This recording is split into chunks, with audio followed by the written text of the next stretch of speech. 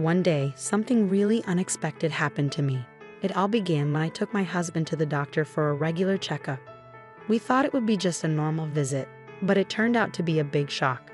The doctor, Dr. Lawrence, looked very serious and told us some scary news about my husband's health. His serious face made it clear this was serious. I felt really scared and couldn't believe what I was hearing. The person I loved and took care of was now causing me worry and fear. Dr. Lawrence told me I should think about my own safety and maybe stay away from my husband for a while. His words made me feel really overwhelmed and afraid. My name is Betty Frieden, and I'm 50 years old. I spent the last 10 years working at a big company that makes medicine.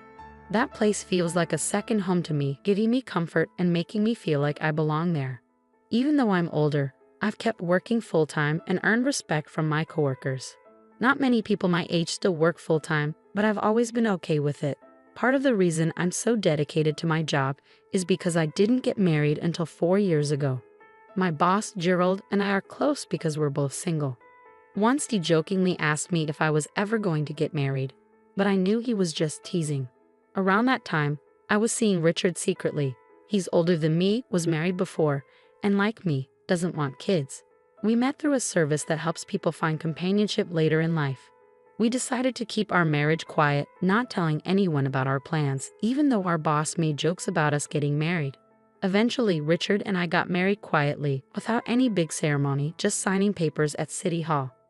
It was simpler than I expected, but I was excited about our future together. But when Dr. Lawrence gave me scary advice, I had to rethink everything. My feelings of care for my sick husband were now mixed with fear and confusion. Dr. Lawrence's words kept echoing in my head, telling me I needed to act to keep myself safe. As I stood there trying to understand what was happening, I realized I had to make a decision quickly.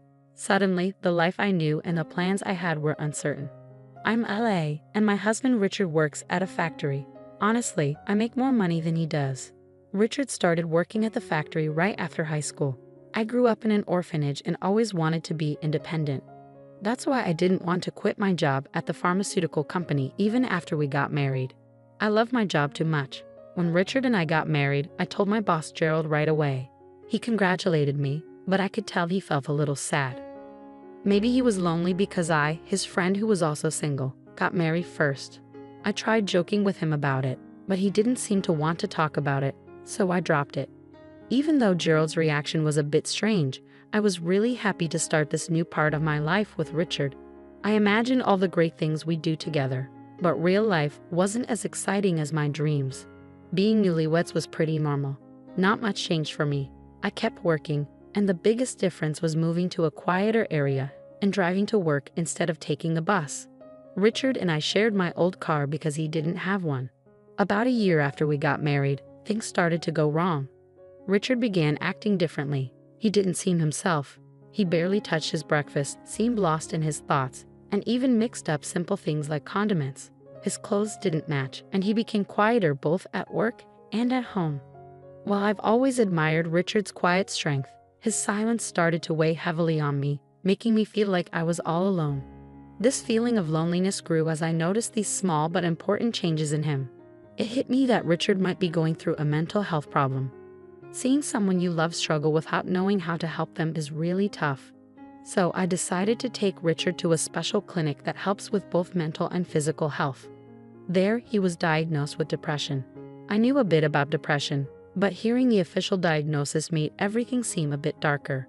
The doctor explained that the best way to deal with depression is to figure out what's causing it and tackle that directly. But finding out what exactly was making Richard depressed was hard. He'd been working at the same factory for years without any problems, and nothing big had changed at his job. I even worried that maybe our marriage was somehow making him feel this way. As we talked with the doctor, I reassured him that Richard and I were living a happy life together, and we couldn't pinpoint any specific problems at home that might have caused Richard's depression. The doctor told us to come back if anything changed, or if we figured out what might be causing his depression. But even after visiting the clinic multiple times, we couldn't find out why Richard was feeling so down. And as time went on, his depression only got worse. On his worst days, he could hardly get out of bed, often had headaches, and sometimes had to call in sick to work. He lost his appetite and a noticeable amount of weight. Eventually, he had to quit his job because he couldn't keep up anymore. Richard felt really guilty for relying on me financially, but I assured him that I was okay with working. My main concern was his health. It was really hard to see him suffering so much, and I was always worried about him. Once, when I was at work, Richard went out and got lost on his way back home. That made me worry even more because I wondered if he was not just dealing with depression, but maybe even dementia. That thought added to my stress.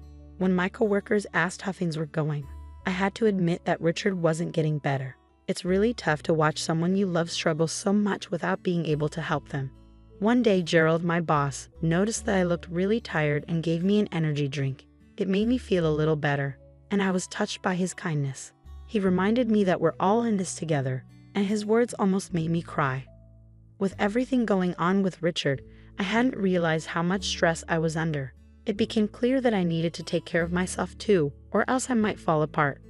So I threw myself into my work, trying to keep things as normal as possible in our lives.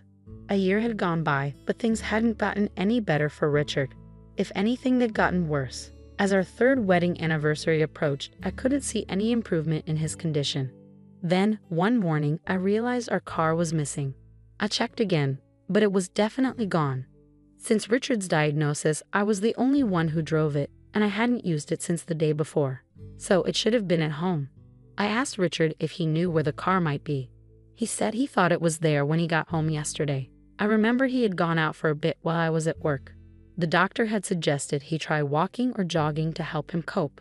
If the car was there when he came back, it must have disappeared during the night. With the car gone, I had to use public transport and ended up being about 10 minutes late for work. I explained the situation to Gerald, my boss, who was understanding but curious about the car's disappearance. He wondered if Richard might have taken it, but I didn't think so. Given Richard's condition and his reluctance to drive since getting sick, it didn't seem likely. Despite Richard's memory lapses and mood swings, I couldn't imagine him being responsible for the missing car. The car mystery just added another layer of complication to our already tough situation. Right after realizing the car was gone, I reported it to the police, hoping it would turn up soon. But deep down, I worried it might be gone for good. And if that wasn't enough, something else strange happened. On payday, I went to the bank to withdraw some money and found that my personal account was empty. I was shocked. We had a joint account, which I checked next, only to find it was also empty. This left me completely puzzled. Richard and I shared the joint account, but he didn't have access to my personal account, and he didn't know its PIN. Yet somehow, all our savings had disappeared. It hit me hard, and when I got home, I confronted Richard about it. I asked Richard if he knew anything about the money missing from our joint account. He seemed genuinely puzzled and said he didn't know anything about it. Because of his depression, I was hesitant to push him further, worried it might make things worse for him. Richard was staring at the ceiling, looking distant, like he often did when he was lost in his thoughts because of his condition. It made me wonder if he could have taken the money, but I wasn't sure. Planning to talk to the police about it, I felt overwhelmed by losing both our car and our savings. The financial strain was tough, especially since I didn't have family to lean on for support. Growing up in an orphanage meant I didn't have parents to help me out in tough times. With Richard's condition not improving, it was suggested that we move him to a bigger hospital with more resources than the small clinic we'd been going to. The clinic had done what they could, but they thought a general hospital could give him better care. They even gave us a referral letter, so we decided to go to the general hospital for the first time. Taking a taxi there was a bit nerve-wracking for me, and Richard stayed quiet throughout the journey, lost in his own thoughts. As we arrived at the hospital, I took a deep breath, preparing for whatever might come next. I walked into the hospital and handed over the referral letter at the reception, expecting to wait a while since it was a busy place. The lobby was full of patients, each waiting for their turn. After about an hour, Richard was finally called in for his consultation. While he went inside, I took out a book to pass the time. But before Richard had even settled into the doctor's office, a nurse came up to me. "Excuse me, are you Mrs. Simmons?" she asked. I said yes, and she told me the doctor wanted to see me. Since I was used to discussing Richard's condition, I figured it was something similar this time. I followed her to another room, feeling a bit anxious. There, I met a doctor who looked a bit older than me, with gray hair and a kind manner. Before I could even sit down properly, I asked if this was about Richard's condition. He nodded seriously, and I braced myself for whatever news he had for me. The doctor's next words caught me completely off guard. He told me that Richard had been arrested for fraud 10 years ago and advised me to keep my distance from him. I was utterly confused. Why was this coming up now during a routine medical visit? The doctor explained that he suspected Richard might be faking his depression. He remembered treating a deep cut on Richard's leg during surgery 10 years ago, which raised his doubts. This revelation shocked me. I thought we were dealing with Richard's mental health, but now I was learning about his hidden past and a possible deception about his current condition. It was a lot to process, and I struggled to reconcile the caring husband I knew with the person the doctor described.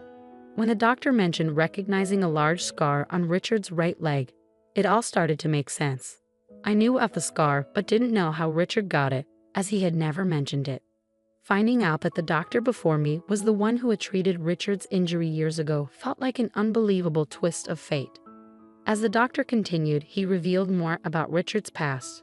Richard had injured himself during a dispute with his ex-wife, which stemmed from him stealing her money and luxury items. Shockingly, he had even pretended to have dementia to lower his ex-wife's guard before committing the fraud. This pattern of faking illnesses to aid his deceit was truly disturbing. Learning about Richard's criminal history and arrest was overwhelming. I hadn't looked into his background before marrying him. Having been alone for most of my life, I was just grateful to find someone who wanted to be with me. The doctor's serious warning that Richard could be a danger to me sent shivers down my spine. His tone made it clear that this was a serious situation. It hit me hard. I had been deceived.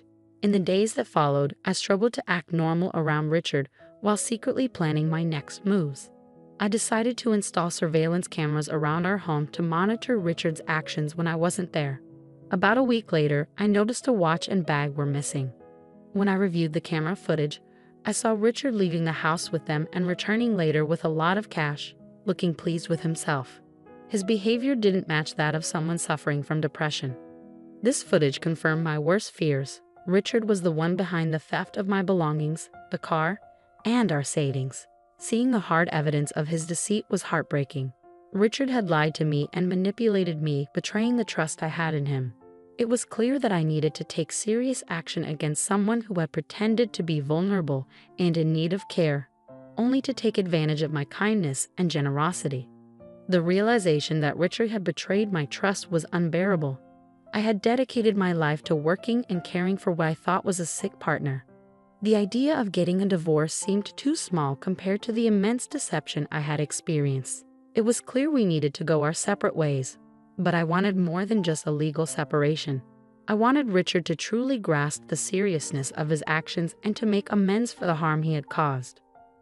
With a heavy heart and tears threatening to spill, I gathered the divorce papers and filled them out meticulously, including all the necessary details. The following day, pretending everything was normal, I told Richard I needed to step out for a moment. I had already arranged to take a day off from work, explaining the urgency of my situation to my employer, who had agreed to my sudden absence. At the police station, I presented my case to the officers, showing them the footage I had captured of Richard's deceit. At first, they were hesitant to take action based solely on the video. However, after checking with the pawn shop where Richard had sold the stolen items and finding my car being sold as used, the evidence against him started to pile up. They also confirmed that he had accessed my bank accounts illegally, and suspicions arose about his supposed depression. As the truth came out, I felt a mix of relief and sadness. Given Richard's criminal history, the police decided to act quickly and prepared to arrest him. When we returned home with the officers in the early afternoon, Richard looked surprised to see me and even more shocked by the police presence. Despite the divorce papers I held, his focus was on the officers as they informed him of his arrest for fraud. Richard protested, trying to use his depression as a defense, but I wasn't fooled. The doctor from the general hospital had already cast doubt on Richard's claims about his mental health. In that moment, facing the consequences of his actions and the end of our marriage, Richard's mask started to slip. Deciding to take legal action was tough, but it was necessary to protect myself and seek justice for the betrayal I had experienced. During my recent visit to the hospital, a doctor recognized Richard from his past deceitful behavior. He revealed that Richard had once pretended to have dementia to deceive his ex-wife, which made me question his current claims of depression even more. Despite the serious accusations against him, Richard remained unfazed in front of the police, casually denying everything. It was almost as if his history of deceit had prepared him for this moment. He showed no signs of guilt or remorse, instead challenging us to provide proof of his fraudulent actions. His boldness was shocking, especially with the police ready to arrest him based on solid evidence. It was clear that he was accustomed to manipulating situations and underestimating their seriousness. For 4 years, he had deceived me, taking advantage of my trust to steal from me and exploit my kindness. Yet, in a twisted attempt to shift blame, Richard suggested that it was my fault for being too trusting, which felt like another insult. His audacity was astounding. I had supported him, hoping for his recovery, only to be betrayed and treated with disdain. In that moment, I lost my patience. I declared my intention to seek legal advice and pursue alimony, urging Richard to face the consequences of his actions. My outburst at the police station surprised everyone, including the officers, but it finally seemed to shake Richard's composure. As the police handcuffed him, his defiance crumbled. He looked defeated, his arrogance replaced with frustration as he was led away. Watching the scene unfold, I felt detached, as if I were watching someone else's life unravel. Ever since the doctor's warning, nothing had seemed real anymore. Yet, here I was, confronted with the harsh reality of my situation, determined to move forward from the chaos Richard had caused. Watching Richard being taken away by the police felt surreal, almost like a scene from a dream. This moment marked a turning point, allowing me to imagine a return to the life I had before the chaos of marriage consumed it. As a sense of relief washed over me, knowing I wouldn't spend my future under Richard's manipulative control, I also felt a wave of loneliness. Waiting more than 47 years to marry, the idea of being alone once again overshadowed my newfound freedom. 2 months later, our divorce was finalized. Richard's arrest had caused a slight delay in the process, but by the time everything was official, my emotions had settled. I was able to reflect on our shared history with a clear mind. Richard's future was uncertain, facing imprisonment for his second offense. I could only hope that this experience would lead him to sincerely reconsider his choices. In the aftermath of our dissolved marriage, which had become nothing more than a disillusioning memory, I found myself contemplating my next steps over a simple lunch at work. It was then that my boss, Gerald, approached me with his store-bought hot dog lunch and made a seemingly casual yet loaded comment. "I think you'd be just fine if you were with me," he said almost offhandedly. His words caught me off guard, and it took a moment for their full weight to sink in, leaving me momentarily flustered. "Yes, I'm serious," he added, noticing my hesitation. His tone was smooth yet sincere. I was speechless, momentarily forgetting about my lunch as I processed his proposition. Gerald then went back to work, leaving me to contemplate his unexpected offer. In the days that followed, the idea of a romantic relationship with Gerald had never crossed my mind. Yet, I couldn't ignore the care and stability he had always shown me. His steady presence and responsible nature suddenly made me see him in a new light. Despite my initial reaction, as I continued to eat and ponder, the seeds of possibility that Gerald had planted began to take root in my mind, suggesting a future I hadn't dared to imagine until now. The idea of inviting Gerald out for a meal after work sparked a warmth within me. It kindled a sense of hope for the future. Perhaps this was the perfect moment to embark on a new journey, to explore the possibility of happiness and companionship once again. The thought of stepping out of my comfort zone and into a new beginning with someone who had shown me kindness and support felt both thrilling and comforting. Tonight, I decided, could be the start of something new and beautiful.